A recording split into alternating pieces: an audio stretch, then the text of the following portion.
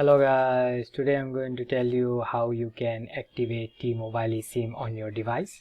So first of all, you'll have to talk to T-Mobile services and set up your plan. So you'll have to choose your plan and which plan do you want to use and everything.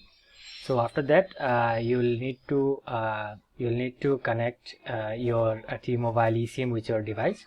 So to do that, if your auto discovery is on, so you will get a notification like this.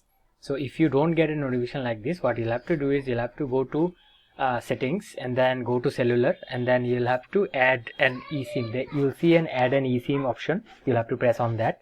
So after you talk with T-Mobile services, they will give you an QR code. So what you'll have to do is you'll have to, after you press add a eSIM, you'll have to scan that QR code, and then you'll have to press this activate eSIM.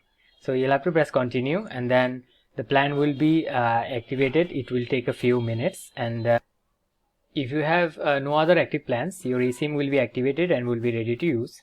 But if you have a dual SIM installed or activated in your phone, you will see this dual standby mode. So you'll have to give it a label like in of your eSIM. You can put secondary or primary.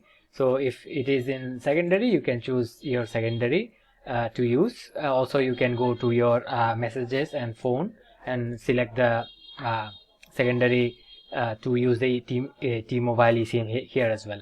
So this is how you can activate a eSIM on your device. That was all for today guys. Thank you for watching. Take care. Bye bye.